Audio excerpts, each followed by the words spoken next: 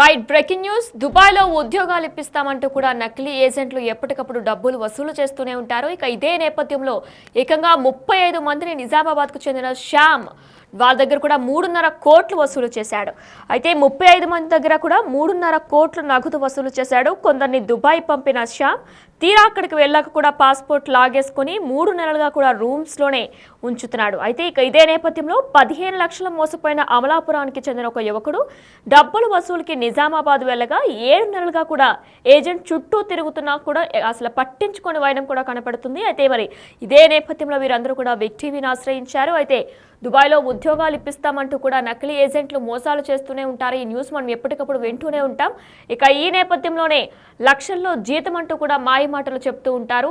ఇది ఎప్పటికప్పుడు జరుగుతూ ఉంటుందంటూ కూడా చెప్తూ ఉంటారు. అయితే 35 మందిని ఏకంగా శ్యామ్ అనే వ్యక్తి మోసం చేశాడు. నిజామాబాద్ జిల్లాకు చెందిన ఐలాపూర్కు చెందిన శ్యామ్ ఏకంగా 35 మంది దగ్గర 3.5 కోట్లను వసూలు చేశాడు.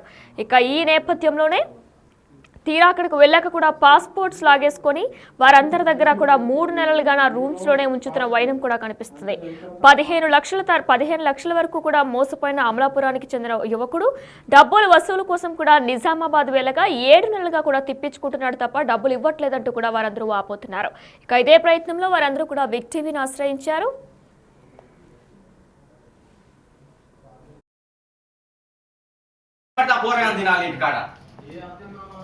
తెలుసా 3 నెలల నుంచి నేను కూర్చొని తింటాను. వాళ్ళు ఉపాసం ఉన్న రోజులు ఉన్నాయి. ఎవరికి తెలుస్తుంది నా బాధ అనేది? ఎవరికి ఏం తెలుస్తా తెలుసా? నాకు అంత బాధ అనిపిస్తుంది ఇక్కడ తెలుసా.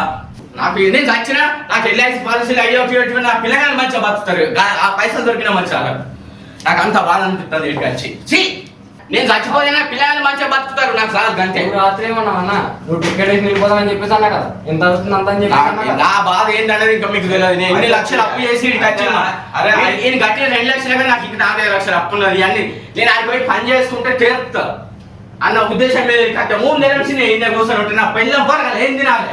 సరేలే అర్థమైంది. నువ్వు నాకేమన్నా తెలుసా? నువ్వు తెలుసా అన్నా బిల్డింగ్ మీద కాంతులు చచ్చిపోతా నాకు అంత ఇది అవుతుంది. నాకు మొత్తం నా మనసు అంతా రోజు పిక్తుంది.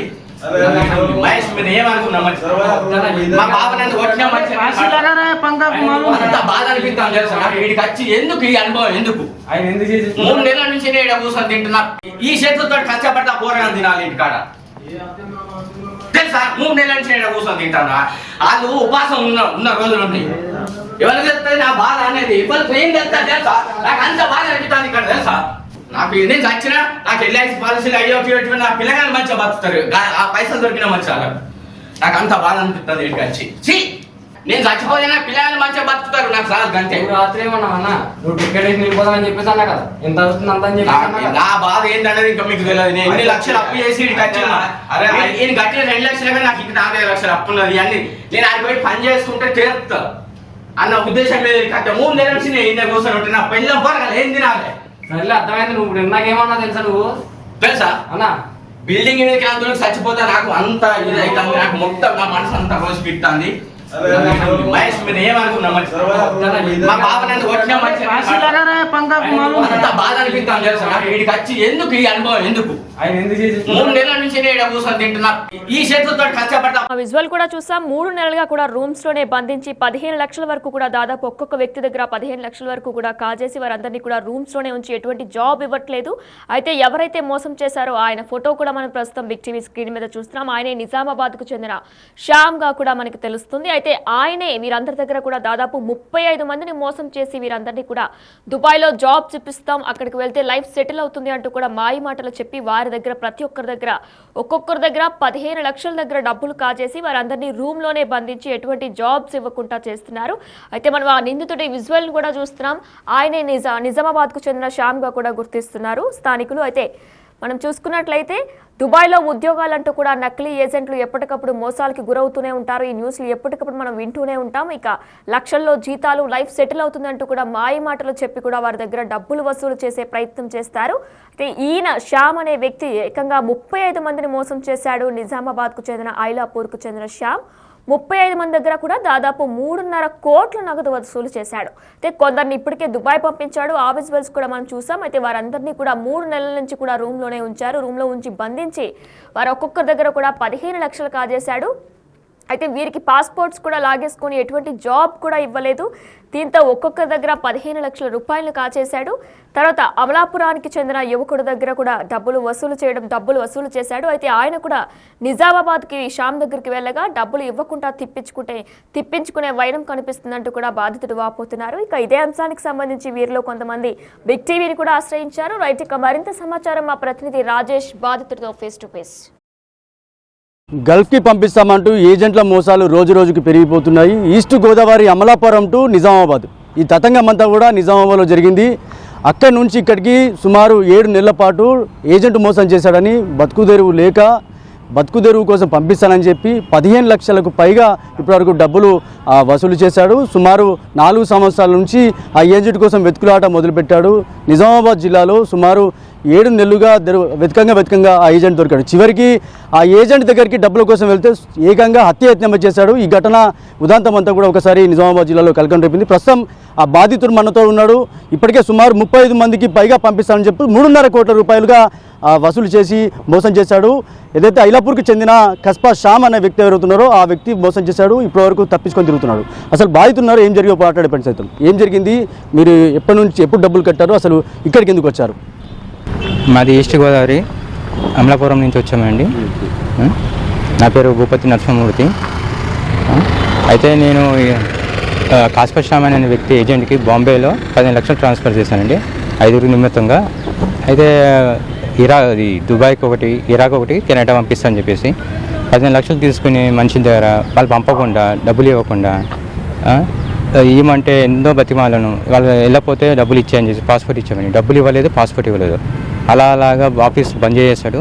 అతను వెతకడానికి చాలా 4 సంవత్సరాల నుంచి నేను బాంబే, ఈ హైదరాబాదు అన్నీ వెతికాను. కానీ అతను ఢిల్లీలో ఉన్నాను, అక్కడ ఉన్నానని చెప్పేసి ఆఫీస్ బంద్ చేశారు. తర్వాత నాకు పలానా చోట ఐలాపూర్లో ఉన్నానని తెలిసింది. అయితే మొన్న 7 నెలల ముందు నేను వచ్చాను ఇక్కడికి. వచ్చి అలాగా కొంచెం అమౌంట్ నేను ఇచ్చేసాను. తీసుకున్నాక తర్వాత మళ్ళీ డబ్బుల కోసం వెళ్తే ఫస్ట్ టైం నన్ను ఇంట్లో బంధించి కొట్టడానికి చేశాడు. కానీ నేను అలాగా 100 డైల్ కాల్ చేశాను. వాళ్ళు 100 వాళ్ళకి వచ్చారు. తర్వాత నెక్స్ట్ టైం మళ్ళీ అలాగా డబ్బులు ఇస్తాను చెప్పేసి అలాగా నన్ను ఇంకా వెయిట్ చేస్తున్నాడు. నాకు తిండి తిప్పలు లేకుండా నేను అలాగే ఒంటరిగా నా డబ్బు ఖర్చు, నా ఓన్ డబ్బులతో చాలా నష్టపోయాను. దాని పరిష్కారం కూడా నాకు ఇవ్వమని, నష్టపరిహారం కూడా ఇవ్వమని చెప్పేసి అన్నాను. అసలు క్యాండిడేట్ అమౌంట్ కూడా ఇవ్వలేదు. సరే అని చెప్పేసి మొన్న రీసెంట్గా 2 రోజుల ముందు నేను వాళ్ళ ఇంటికి వెళ్తే, డబ్బుల కోసం వెళ్తే వాళ్ళ గ్రామస్తులు అతను నన్ను గట్టిగా కొట్టి నా గొంతు పిసికేసి డబ్బులు ఏమీ ఇవ్వలేదు, ఏమి లావాదేవీలు అని చెప్పేసి బలవంతంగా పేపర్ రాయేసి వాళ్ళు నా మీద సంతకం పెట్టారు. నా మీద అయితే అత్యాచారం చేశారు. కాస్పా శ్యామ్ ఒకరు, మళ్ళీ మధు, సాయిరెడ్డి, జీ ప్రకాష్ మొత్తం రాశాడు మ్యాటర్ అంతా ఏమీ లేదని చెప్పేసి. ఇలాగా వాళ్ళని నమ్మించి ఏదో దొరికి నుంచి ఊరు నుంచి వచ్చాము కదా ఏమి చేయలేరని చెప్పేసి వాళ్ళు నన్ను ఇంత టార్చర్గా పెట్టారు. దీనికి నేను నా సహాయం చేయాలని చెప్పేసి మీడియా దగ్గరికి వచ్చాను. అలాగే నన్ను, నా కులాన్ని, నా ఫ్యామిలీ వాళ్ళని, నా బంధువుల్ని అందరినీ గలీజ్గా చెప్పలేను, చాలా పచ్చిబూతులు తిట్టారు. వాళ్ళకి సరిగా డబ్బులు అడగడానికి వెళ్ళినప్పుడు అక్కడ ఎంతమంది ఉండే, అసలు అనుచరులు ఉండేనా, పెద్ద ఎంతమంది మంది మార్బలం జమ చేశాడు, అక్కడ సీసీ కెమెరా ఉండేనా, లేని సమయంలో ఎట్లా జరిగింది? అంటే నిజంగా కూడా హత్యయత్నం చేశాడు నింపైన ఆ రోజు. అంటే ఇట్లా అనుభవించావు ఆ ఘటన అంతా కూడా? నేను వెళ్ళాను జస్ట్ మామూలుగా. అతను సోమవారం రామన్నాడు. సరే నాకు సోమవారం వరకు నాకు టైం లేదు, చప్పటికి చాలా రోజులు అయిపోయింది, ఇంటికి వెళ్ళాలని చెప్పేసి నేను అనుకున్నాను. అయితే ఒకసారి వెళ్ళి మా ఊరి నుంచి మా అబ్బాయిని రప్పించాను, ఇంజటి మహేష్ అని ఇంకా మా మేనోళ్ళు వచ్చారు. సరే ఒకసారి పలకరిద్దాం, మాట్లాడదాం, ఒకసారి ఏం చెప్తారని చెప్పేసి వెళ్దామంటే సరే రండి పైకి రండి అని చెప్పేసి పైన కూర్చోపెట్టాడు. అన్ని అరేంజ్మెంట్ చేశాడు. చేసినాక 2-3 వ్యక్తులు వచ్చారు. వచ్చినాక నేను మామూలుగా వచ్చి కూర్చున్నాక చిన్న ఇద్దరి మధ్యలో మాటల్లో జరిగినాక తర్వాత నన్ను బయటికి నేను కోపంగా బయటికి వెళ్ళిపోతుంటే నన్ను ఫోన్ ఇవ్వకుండా కూర్చోపెట్టేసి నన్ను కొట్టి కూర్చోపెట్టేశాడు. నా ఫోన్ లాగేసుకున్నాడు. నేను ఏమైనా చెప్పడానికి లేదు. అక్కడి నుంచి నాకు అప్పుడే అర్థమైంది వీళ్ళు నన్ను ఏదో చేసేలా ఉన్నారు, ఇంకా డబ్బులు ఇవ్వరు, ఏదైంది ఇక్కడి నుంచి బయటపడాలని చెప్పేసి నేను అలాగే భరించాను. నన్ను కొట్టినా చేసినా నేను ఏం మాట్లాడలేదు. ఏమని బెదిరించాడు? చంపేస్తా అని చెప్పేసి కూడా అన్నాడు. నీ కోసం 10 లక్షలైనా ఖర్చు పెట్టి నేను ఎక్కడికైనా ఏమైనా చేస్తానని చెప్పేసి ఉన్నాడు. డబ్బున్న అహంకారంతో. ఆ డబ్బు కూడా అతన్ని కాదు, ప్రజల డబ్బే. అందరి జనాల దగ్గర డబ్బులు తీసుకుని ఎంతోమంది 30 నుంచి 70 మంది దాకా నష్టపోయి ఉన్నారు. కొంతమందికి తెలియక చాలామంది డబ్బులు తీసుకుని ఒక మంచి దగ్గర 1,00,000 నుంచి 5 లక్షల వరకు ఒక్కొక్క క్యాండిడేట్ దగ్గర, ఒక్కొక్క కంట్రీకి ఒక్కొక్క రేట్ ఉంది. ఇరాక్ అని 3 లక్షలు, కెనడా అని 5 లక్షలు, ఇజ్రాయల్ అని 5 లక్షలు అలాగా వసూలు చేసుకుని బాంబేలో పారిపోయాడు ఆయన. బాంబేలో కూడా నేను ఫైట్ చేశాను. అయితే బాంబేలో కంప్లీట్ వస్తే నా ద్వారానే బాంబే ఆఫీస్ బంద్ చేసి పారిపోయాడు. అతను ఢిల్లీలో ఉన్నానని చెప్పాడు. చెప్పినాక నేను మళ్ళీ నాకు అతను వెతకడం కోసం నాకు ఇల్లు తెలియక నేను సంవత్సరాలు వెతికాను బాంబేలో. పలానా హైదరాబాద్ ఉందని చెప్పేసి నేను ఐలాపూర్ వచ్చాను. 7 నెలల ముందు. 7 నెలల నుంచి నేను ఇక్కడే ఉన్నాను, ఇంటికి కూడా వెళ్ళలేదు. ఇక్కడి నుంచే పోరాడుతున్నాను, తిండి తిప్పలు లేకుండా. ఆయన చివరికి ఏంటంటే నన్ను నమ్మొచ్చిన వాళ్ళు వాళ్ళకి న్యాయం చేయాలి. వాళ్ళ పాస్పోర్టు, వాళ్ళ డబ్బులు, వాళ్ళు ఎంత డబ్బులు ఇచ్చారో వాళ్ళ వడ్డీతో సహా నష్టపరిహారం వాళ్ళకి.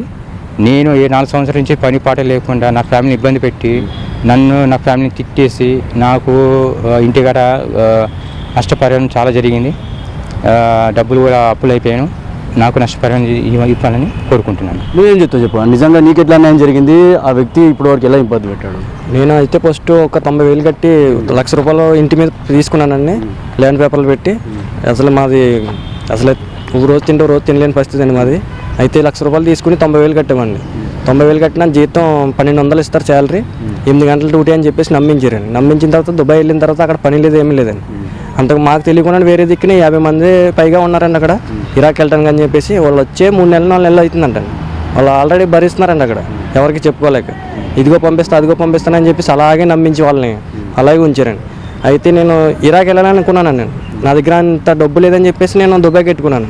దుబాయ్లో ఒక 2 సంవత్సరాలు చేసుకుందాం, నెలకి 20,000 వచ్చినా ఎంతగా సంపాదించుకోవచ్చు కదా, వచ్చిన డబ్బులతో నేను బయటికి వేరే కంట్రీకి చూద్దామని చెప్పేసి.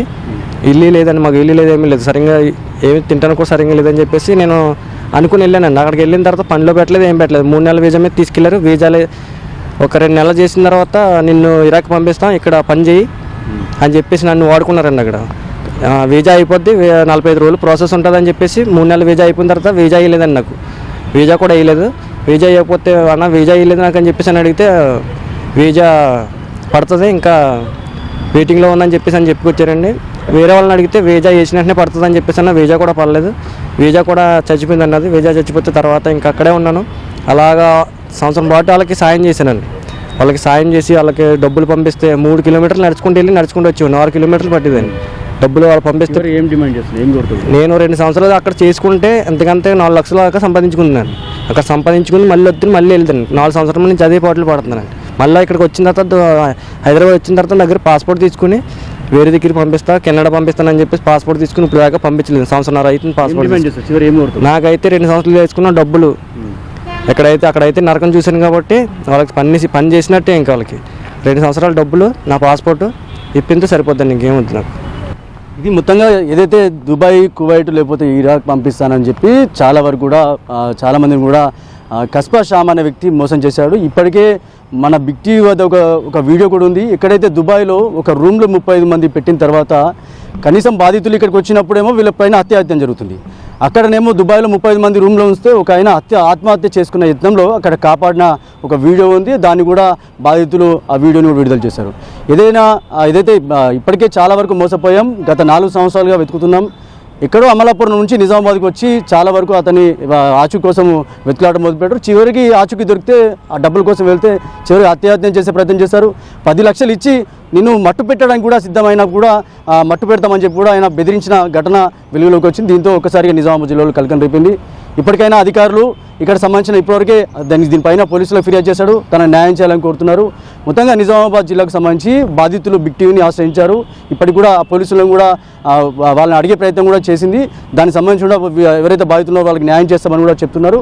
ఏదేమైనప్పటికీ ఇలాంటి ఘటనలు మరోసారి పునరావృతం కాకుండా ఎవరైతే బాధితున్నారో బాధితులకి న్యాయం చేసే విధంగా పోలీసులు ఇటు అధికారులు ప్రయత్నించాల్సిందిగా కోరుతున్న పరిస్థితి ఎదుర్కొంది. కెమెరా సందీప్తో రాజేష్, బిగ్ టీవీ, నిజామాబాద్ నుంచి.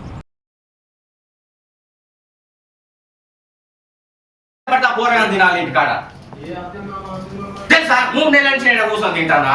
వాళ్ళు ఉపాసం ఉన్న రోజులు ఉన్నాయి. ఎవరికి తెలుస్తుంది నా బాధ అనేది? ఇవ్వరికి ఏం తెలుస్తా తెలుసా? నాకు అంత బాధ అనిపిస్తుంది ఇక్కడ తెలుసా? నాకు నేను చచ్చినా నాకు ఎల్ఐసి పాలసీలు అయ్యో నా పిల్లగాని మంచిగా బతుకుతారు, ఆ పైసలు దొరికిన మంచిగా. నాకు అంత బాధ అనిపిస్తుంది ఇంటికి వచ్చి. నేను చచ్చిపోయినా పిల్లగాని మంచిగా బతుకుతారు, నాకు సార్ అంతే. నువ్వు రాత్రి ఏమన్నావు అన్న నువ్వు టికెట్ వేసి వెళ్ళిపోదాం అని చెప్పేసి అన్నా కదా ఎంత అవుతుంది అంత అని చెప్పేసి అన్నా కదా. నా బాధ ఏంటనేది ఇంకా మీకు తెలియదు. నేను ఎన్ని లక్షలు అప్పు చేసి ఈడికి వచ్చిన ఈయన కట్టిన 2 లక్షలు కానీ నాకు ఇంకా 4 లక్షలు అప్పు ఉన్నది. అన్ని నేను ఆడికి పోయి పని చేసుకుంటే తీరుతా అన్న ఉద్దేశం మీద కట్ట 3 నెలల నుంచి నేను ఇంత కూర్చొని ఉంటే నా పెళ్ళం పరగల ఏం తినాలి సరేలే అర్థమైంది. నువ్వు ఇందాకేమన్నా తెలుసా నువ్వు తెలుసా అన్నా బిల్డింగ్ మీద క్రాంతులకు చచ్చిపోతే నాకు అంత ఇది అవుతుంది. నాకు మొత్తం నా మనసు అంతా రోజు పిస్తుంది. మహేష్ మీరు ఏమనుకున్నా మా బాబు నన్ను కొట్టినా మంచి అంత బాధ అనిపిస్తాను తెలుసా.